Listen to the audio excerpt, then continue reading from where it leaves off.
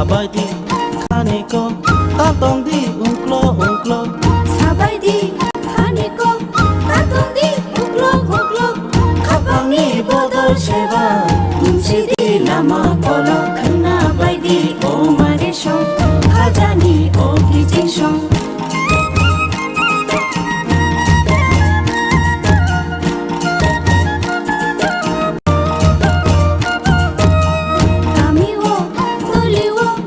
निकलकर विकास की खुशबू जन जन तक पहुंचेगी।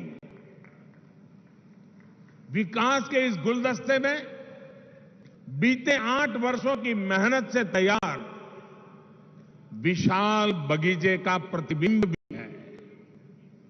चाहे बात सामान्य मानवी के लिए हेल्थ केयर की हो या फिर वेल्थ क्रिएशन की हो, चाहे बात किसान को सशक्त करने की हो या जल संरक्षण की हो, आज पहली बार देश में ऐसी सरकार है जिसने इंफ्रास्ट्रक्चर को एक मानवीय स्वरूप दिया है। इंफ्रास्ट्रक्चर का एक ऐसा ह्यूमन टच जो आज हर किसी के जीवन को स्पर्श कर रहा है। हर गरीब को 5 लाख रुपए तक का मुफ्त इलाज देने वाली आयुष्मान भारत योजना हमारे सोशल इंफ्रा का उदाहरण है। काशी, केदारनाथ, उज्जैन से लेकर पंढरपुर तक हमारे आस्था स्थलों का विकास हमारे कल्चरल इंफ्रा का उदाहरण है। 45 करोड़ से ज्यादा गरीबों को बैंकिंग सिस्टम से जोड़ने वाली जनधन योजना हमारे फाइनेंशियल इंफ्रास्ट्रक्चर का उदाहरण है। नागपुर एम्स जैसे आधुनिक अस्पताल खोलने का अभियान, हर जिले में मेडिकल कॉलेज खोलने का अभियान हमारे मेडिकल इंफ्रास्ट्रक्चर का उदाहरण है। और सब में जो बात कॉमन है वो है मानवीय संवेदनाओं का तत्व, ह्यूमन टच, संवेदनशीलता। इंफ्रास्ट्रक्चर सिर्फ निर्जीव सड़कों और फ्लाईओवर तक नहीं समेट सकते, इसका विस्तार कहीं ज्यादा बड़ा है। और साथियों, जब इंफ्रास्ट्रक्चर के काम में संवेदना नहीं होती, उसका मानवीय स्वरूप नहीं होता, सिर्फ ईंट, पत्थर, सीमेंट, चूना, लोहा दिखता है, तब उसका नुकसान देश की जनता को उठाना पड़ता है, सामान्य मानवी को उठाना पड़ता है। मैं आपको गोसीखुर्द डैम का उदाहरण देना चाहता हूं।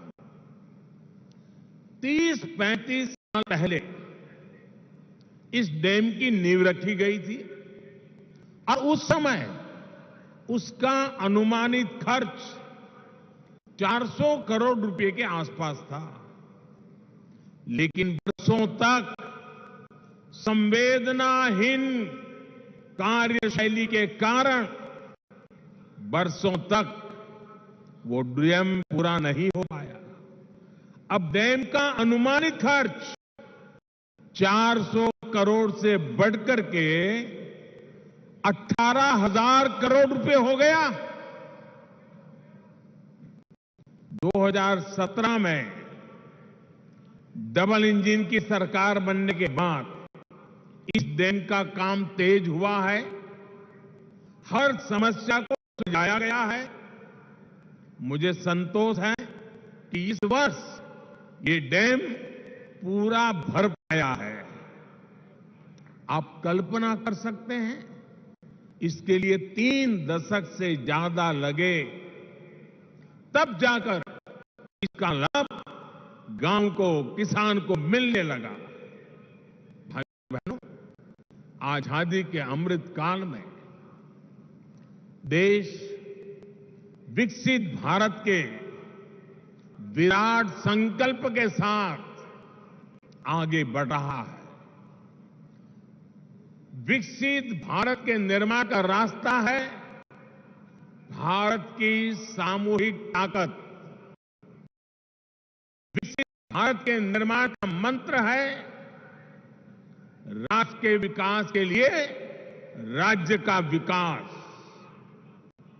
बीते दशकों का हमारा ये अनुभव रहा है कि जब हम विकास को सीमित रखते हैं तो अवसर भी सीमित हो ही जाते हैं।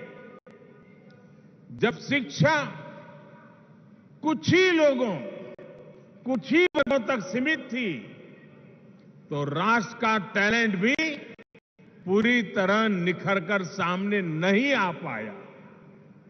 जब बैंकों तक कुछ लोगों की पहुंच थी तो व्यापार कारोबार भी सीमित ही रहा। जब बेहतर कनेक्टिविटी केवल कुछ शहरों तक सीमित थी तो ग्रोथ भी उसी दायरे तक सीमित रही।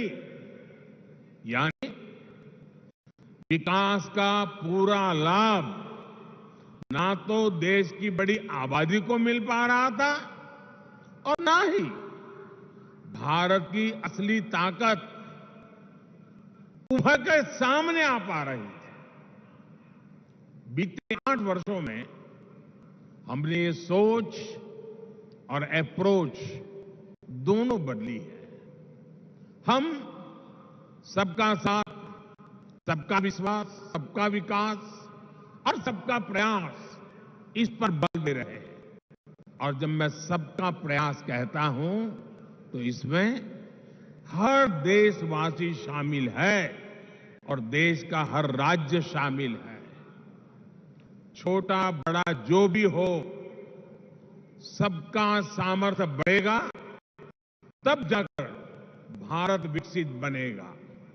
इसलिए हम उनको प्रोत्साहित कर रहे हैं जो पीछे रह गए, वंचित रह गए, जिनको छोटा समझा गया। यानी जो पहले वंचित था वो अब हमारी सरकार की वरीयता में है। इसलिए आज छोटे किसानों के लिए वरीयता के आधार पर काम किया जा रहा है। पीएम किसान सम्मान निधि का बड़ा लाभ यहां विदर्भ के किसानों को भी मिला है। ये हमारी ही सरकार है जिसने पशुपालकों को वरीयता देते हुए किसान क्रेडिट कार्ड की सुविधा से जोड़ा है। हमारे रेहड़ी पटरी ठेले वाले भाई बहन, स्ट्रीट वेंडर्स, उन भाई बहनों को भी पहले कोई पूछता नहीं था, वो भी वंचित थे। आज ऐसे लाखों साथियों को भी वरीयता देते हुए बैंक से आसान ऋण मिल रहा है। साथियों, वंचित को वरीयता, वंचित को वरीयता, इसका एक और उदाहरण हमारे आकांक्षी जिलों का भी है। देश में 100 से अधिक जिले ऐसे हैं जो आजादी के इतने दशकों बाद भी विकास के अनेक पैमानों पर बहुत पीछे थे।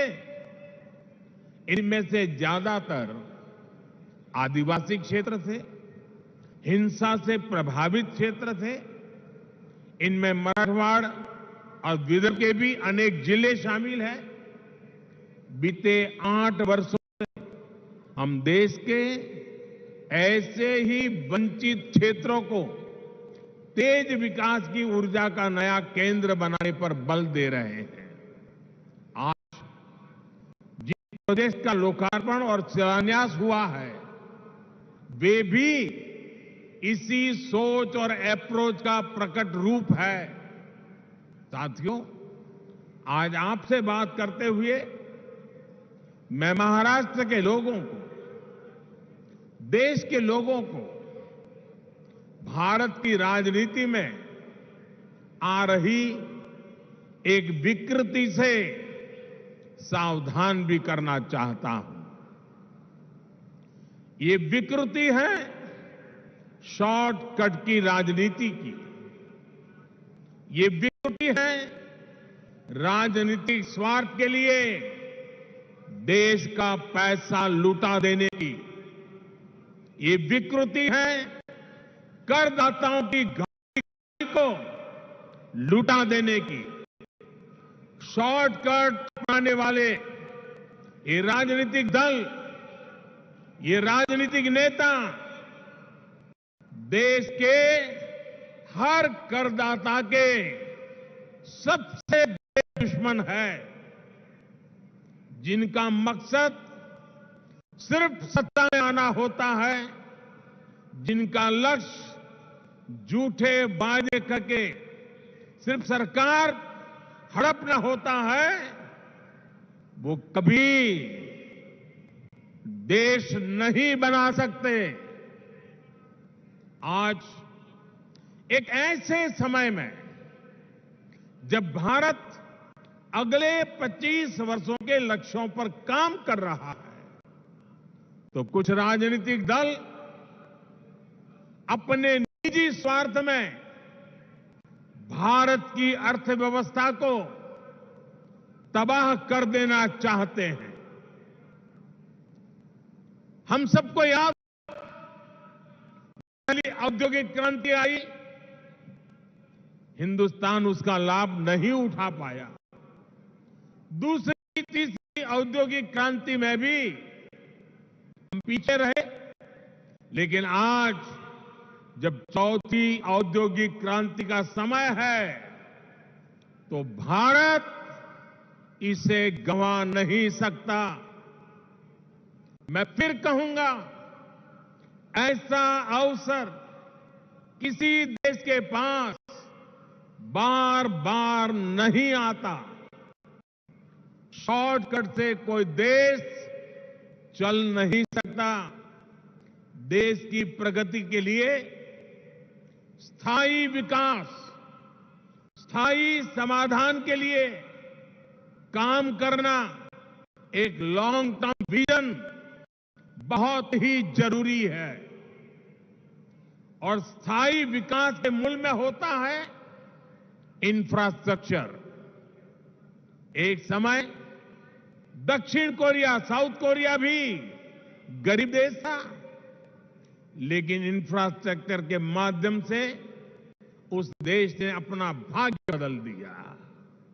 आज खाड़ी के देश इतना आगे इसलिए भी है, और लाखों भारतीयों को वहां रोजगार मिलता है, लाखों भारतीयों, क्योंकि उन्होंने भी बीते 3-4 दशकों में अपने इंफ्रास्ट्रक्चर को मजबूत किया है, आधुनिक किया है और फ्यूचर रेडी किया है। अरे कब आपको पता होगा, आज हिंदुस्तान के लोगों को सिंगापुर जाने का मन करता है। कुछ दशक पहले तक सिंगापुर भी एक सामान्य आइलैंड कंट्री हुआ करता था। फिशरी से कुछ रोजी रोटी लोग कमा लेते थे, लेकिन सिंगापुर ने इंफ्रास्ट्रक्चर पर निवेश किया, सही आर्थिक नीति चला, और आज वो दुनिया की अर्थव्यवस्था का इतना बड़ा केंद्र बना हुआ है।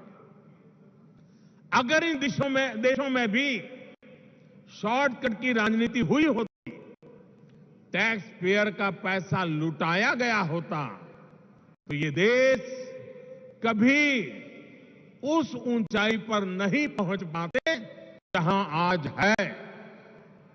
देश ही सही, भारत के पास अब ये अवसर आया है।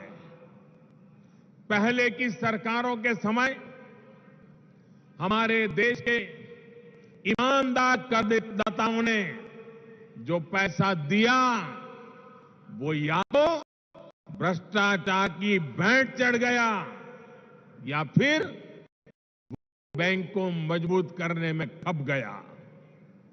अब समय की मांग है कि सरकारी खजाने की पाई पाई का उपयोग देश की पूंजी युवा पीढ़ी के उज्जवल भविष्य के निर्माण पर खर्च होनी चाहिए। मैं आज भारत के हर युवा से आग्रह करूंगा, हर टैक्स पेयर से आग्रह करूंगा, ऐसे स्वार्थी राजनीतिक दलों को, ऐसे स्वार्थी राजनीतिक नेताओं को एक्सपोज करिए।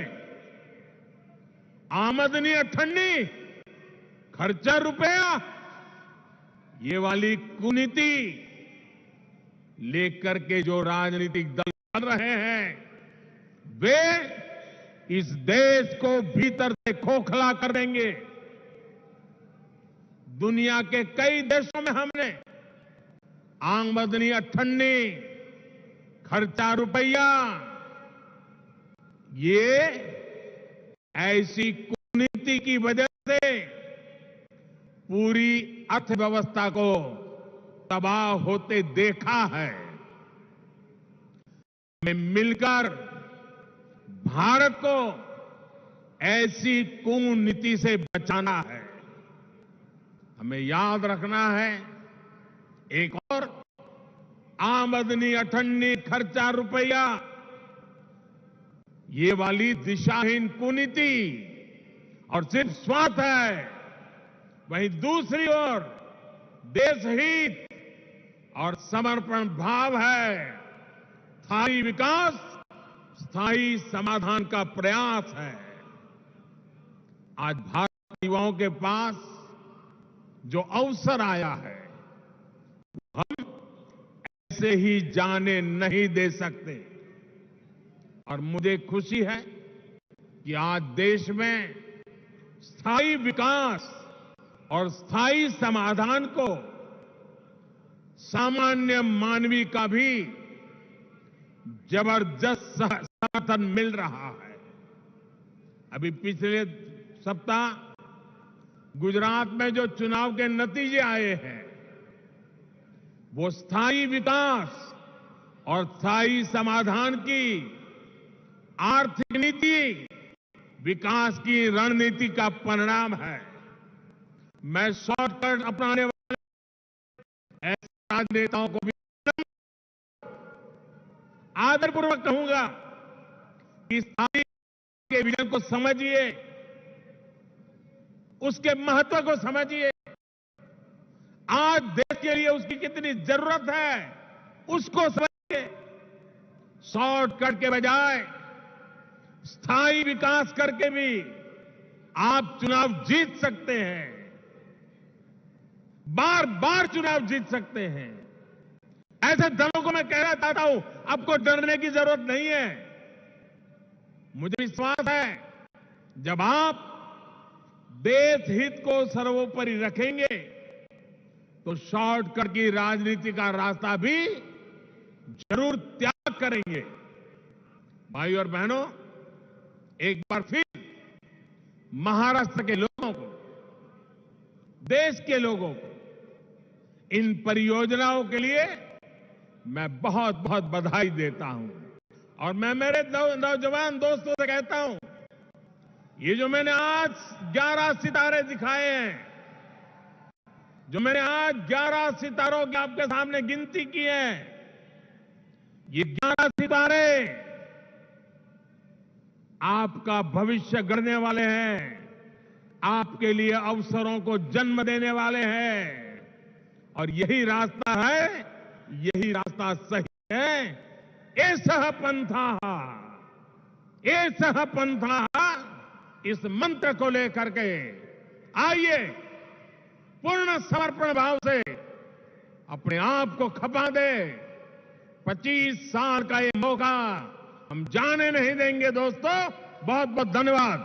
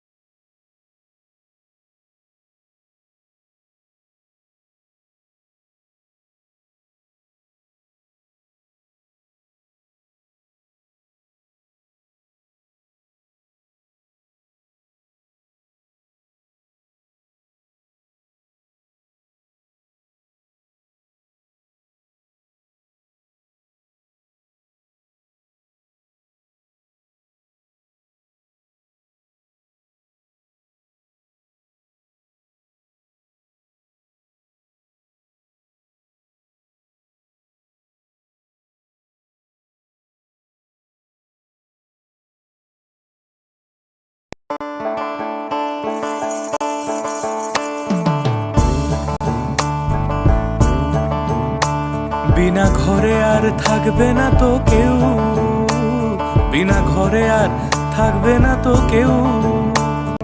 চারিদিকে বইছে এবার উন্নয়নের ঢেউ। পিএম আবাস যোজনায় পেয়েছে পাকা বাড়ি, পিএম আবাস যোজনায় পেয়েছে পাকা বাড়ি। 3 লক্ষ মানুষের হয়েছে স্বপ্ন পূরণ। আপনাদের সহায়তায় আসছে প্রশাসন, হবে এবার প্রতি ঘরে সুশাসন, হবে এবার প্রতি ঘরে সুশাসন। ত্রিপুরার উন্নয়নে আপনারাও অংশগ্রহণ করুন। আজকেই কল করুন 1905 নম্বরে।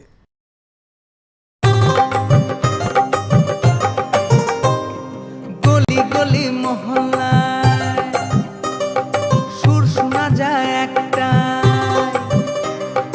গলি গলি মহল্লায় সুর শোনা যায় একটাই, মানুষের অধিকার ঘরে ঘরে আবার আসছে সুখের দিন, হচ্ছে বিকাশ মিটিং, প্রতি ব্লকে পঞ্চায়েতে গ্রাম পাহাড়ের উন্নয়ন, হবে প্রতি ঘরে সুশাসন, হবে প্রতি ঘরে সুশাসন।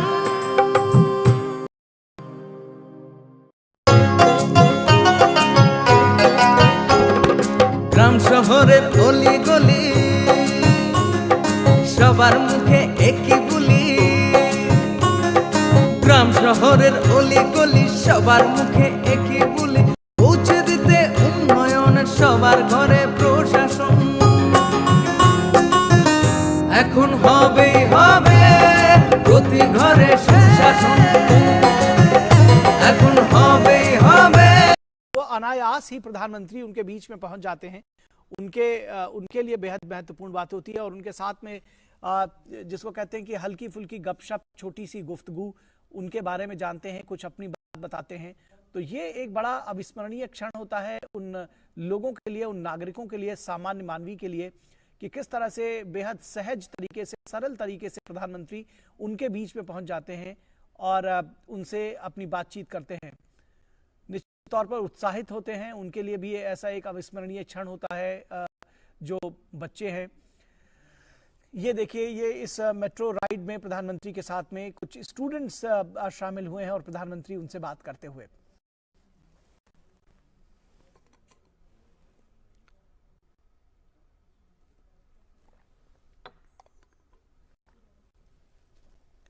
तो बेहद सहज तरीके से प्रधानमंत्री लोगों के साथ में बातचीत करते हैं और जो आम नागरिक हैं, सामान्य लोग हैं, उनके बीच में किसी परिवार के व्यक्ति की तरह घुल मिल जाते हैं। लोग भी बहुत सहज होकर उनके साथ में बात करते हैं और ये देख रहे हैं कि किस तरह से मेट्रो ट्रेन में प्रधानमंत्री ने यात्रा की, एक मेट्रो राइड ली और उस मेट्रो राइड के दौरान ये जो छात्र हैं ये उनके साथ बैठे हुए हैं और उनके साथ गुफ्तगू करते हुए, कुछ कुछ बातचीत करते हुए पीछे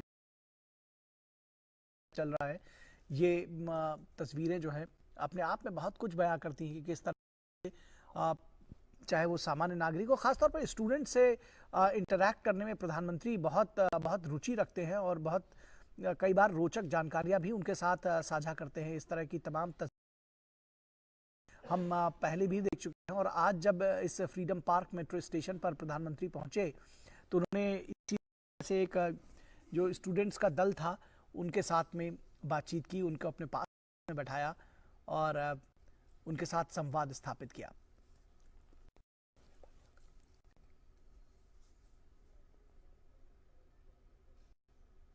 ये देखिए, अपने बारे में, कुछ अपने साथियों के बारे में जो बच्चे हैं, जो स्टूडेंट्स हैं, वो बता रहे हैं। और बहुत बड़ा दिन है आज महाराष्ट्र के लिए, गोवा के लिए जिस तरह से विकास की तमाम परियोजनाएं, 75 करोड़ रुपए की परियोजनाएं एक दिन में प्रधानमंत्री उनका शिलान्यास करेंगे और वो योजनाएं जिनका प्रधानमंत्री ने 2016 में, 2017 में, 2019 में का शिलान्यास किया था, उन सब का मोपा अंतर्राष्ट्रीय हवाई अड्डे की जब बात करें तो वो उसका शिलान्यास प्रधानमंत्री ने 2016 में किया था और ये कहा जा रहा था कि यात्री सुविधाओं में जबरदस्त इजाफा होगा उससे। वो भी बनकर तैयार है। आज शाम प्रधानमंत्री आज दोपहर के बाद उसका भी उद्घाटन करेंगे। हमारे साथ में हमारे संवाददाता योगेश शीतल मौजूद हैं। योगेश, किस तरह से आज न सिर्फ नागपुर के लिए बल्कि महाराष्ट्र के लिए, गोवा के लिए आज बड़ा दिन है। 75,000 करोड़ रुपए से अधिक की परियोजनाएं प्रधानमंत्री आज महाराष्ट्र और गोवा के लोगों को समर्पित करेंगे। देखिए, अगर राज्य बात करें, नागपुर की बात, अगर महाराष्ट्र और गोवा की अगर बात करें तो ये लगता है कि इतने करोड़ की योजनाएं हैं और इंफ्रास्ट्रक्चर को लेकर एक पुश जो पीएम गति शक्ति कार्यक्रम है उसके तहत जो है वो दिया जा रहा है। लेकिन आप क्षेत्र वाइज देखेंगे, रीजन वाइज देखेंगे तो मराठवाड़ा, नॉर्थ महाराष्ट्र और विदर्भ, इसके लिए आज का दिन काफी महत्वपूर्ण होने वाला है, क्योंकि जिस तरीके से सागरमाला या सड़कमाला परियोजना सरकार ने शुरू किया था उसको लेकर एक बहुत बड़ा लीड है। और जितने भी जो 10 जिले बताए जा रहे हैं, जो 10 जिलों से सड़क जारी है, इसके अलावा 14 ऐसे जिले हैं जहां वो सीधे सीधे ये महामार्ग जो वो प्रभावित कर रहा है, वहां से सीधे सीधे कनेक्टिविटी जो है वो इंश्योर हो रही है। इसके अलावा अगर आप मेट्रो कनेक्टिविटी की बात देखें तो नागपुर को लेकर चाहे महाराष्ट्र के किसी भी जो बड़े जो जिले हैं, नागपुर को उपराजधानी भी कही जाती है। इससे पहले पुणे में जो कि सांस्कृतिक राजधानी है वहां मेट्रो शुरू हो चुकी है। अगर आप नागपुर की बात करें तो यहाँ पे जिस तरीके से धीरे धीरे करके इंडस्ट्रियलाइजेशन यहाँ काफी तेजी से हो रहा है, शहर काफी ज्यादा विकसित हुआ है, ऐसे में जो डिमांड थी ट्रांसपोर्टेशन की वो भी समय के साथ बढ़ रही थी, उसको कैटर करने के लिए जो है ये सब मेट्रो की जो फैसिलिटीज है, इसके अलावा ऑल्टरनेट मीडियम जो है, चाहे बैटरी ऑपरेटेड या रिन्यूएबल एनर्जी को लेकर जो पूरे सरकार का क्लाइमेट चेंज को पॉइंट में रखते हुए उन सब चीजों को मिला के मोबिलिटी सर्विसेज जो है उसको पुश दिया गया है। तो अगर आप देखें मेट्रो को लेकर तो आज का जो कार्यक्रम है, जो खापरी जहां पे भी प्रधानमंत्री थोड़ी देर में पहुंचने वाले हैं, यहाँ से 2 लाइन जो मेट्रो की है उसको यहाँ वो हरी झंडी दिखाएंगे। एक ऑरेंज लाइन है और एक एक्वा लाइन है। तो इसके अलावा पीएम अभी इस वक्त जो मेट्रो में ट्रेवल भी कर रहे हैं और जो छात्राएं हैं उनसे कर रहे हैं। ओवरऑल जैसा कि आपने सही कहा, करीब 75 करोड़ की योजना है, 75,500 करोड़ की योजना है जिसको लेकर आज समर्पित किया जा रहा है महाराष्ट्र और गोवा के लोगों को। इस मेट्रो लाइन का जो डेवलपमेंट है, जो मेट्रो का पहला फेज है, उसके बारे में भी जानकारी दें, कितना महत्वपूर्ण रहा है और उसके साथ ही साथ कितने लोगों को ये कैटर करेगा, और जो दूसरा जो फेज है मेट्रो का उसके बारे में जानकारी दें जिसका आज प्रधानमंत्री शिलान्यास करेंगे। देखिए, जो पहला फेज है करीब 8,650 करोड़ रुपया का इन्वेस्टमेंट जो है वो पहले फेज में किया गया। इसको लेकर बेसिकली जो महाराष्ट्र का जो सिटी, जो नागपुर का जो सिटी एरिया है उसको ये जोड़ता है। ये पहला मेट्रो का जो चरण था। जो दूसरा चरण जिसका आज आधारशिला जिसकी रखी जाने वाली है उसमें जो है करीब 67,500 करोड़ जो है उसकी कीमत जो है उससे पूरा प्रोजेक्ट जो है वो बना है। अगर बात करें अगर फेज वाइज तो देखिए 2 लाइन है बेसिकली, एक तो ऑरेंज लाइन है और एक्वा लाइन है जिसपे ट्रांसपोर्टेशन होगा। अगर एरिया वाइज अगर आप बात करेंगे तो जो सिटी का आउटस्कर्ट है वहां इसको जो है स्ट्रेच करने की जो है वो बेसिकली पूरा प्रोजेक्ट का वो ध्येय है। जो नागपुर से कटे हुए इलाके हैं वहां तक मेट्रो को एक्सटेंड किया जाना है। आज जो पीएम का मेन कार्यक्रम है वो फेज 2 के जो है आधारशिला को लेकर है और पहला जो फेज हो चुका है उसका जो शिलान्यास है, जो उसका जो राज्य को समर्पित करेंगे, जो देश को समर्पित करेंगे उसका कार्यक्रम है। तो कुल मिलाकर अगर आप देखें तो मुंबई में मेट्रो की इस वक्त मुंबई में मेट्रो ऑलरेडी चल रहा है और कुछ अगले चरण का काम भी चल रहा है। इसके अलावा पुणे में जिस तरीके से मैं आपको बता रहा था कि पुणे में योजनाएं मेट्रो की ऑलरेडी चली हैं, खुद पीएम ने उसको इनॉग्रेट भी किया था और नागपुर जो है वहां पे कुल मिलाकर मेट्रो मिल रहा है। तो जिस तरीके से मैंने आपको कहा कि ओवरऑल जो कनेक्टिविटी को लेकर सरकार का पुश है उसके लिए आज का दिन काफी महत्वपूर्ण है।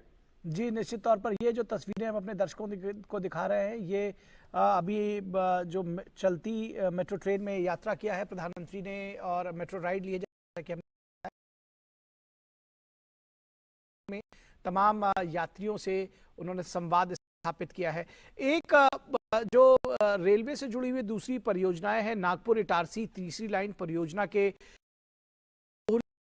नरखेर खंड को प्रधानमंत्री राष्ट्र को समर्पित करेंगे। इसके अलावा समृद्धि चर्चा है जो कि नागपुर से शिरडी को जोड़ रहा है। इस समृद्धि महामार्ग में भी जानकारी दें और जो रेलवे की परियोजना है उसके विषय में दर्शकों को। और देखिए, जो जहां तक समृद्धि महामार्ग को लेकर जो है बहुत ज्यादा लोगों की उम्मीद थी, क्योंकि महाराष्ट्र में जो दो बड़े, जैसा कि मैंने आपको कहा था कि मुंबई तो राजधानी है, मुंबई को आर्थिक राजधानी भी कहा जाता है, जो महाराष्ट्र की उप राजधानी जिसको नागपुर के तौर पर माना जाता है। अगर आप नागपुर के अभी ट्रांसपोर्टेशन में जो है मसलन आप की बात करें तो दुरंतो भी चलाई गई थी, मार्ग भी है और हवाई मार्ग भी है, लेकिन कोशिश की जा रही थी कि क्योंकि ये एरिया है, रास्ते में जो है नागपुर से सटा हुआ अमरावती अगर आप ले लीजिए, पूरा विदर्भ अगर आप ले लीजिए, तो विदर्भ रीजन और मराठवाड़ा रीजन, यहां तक कनेक्टिविटी को इस तरीके से बनाया जाए कि जो फार्मर है, जो किसान है, मिले तो वहां जो है लाभ पहुंच सके और कनेक्टिविटी सुदृढ़ हो सके, इन सब चीजों को साथ में देखते हुए इसकी अवधारणा जो इसको अंगीकार किया गया था। और महामार्ग को हिंदू हृदय सम्राट समृद्धि महामार्ग से जाना जाएगा। इसको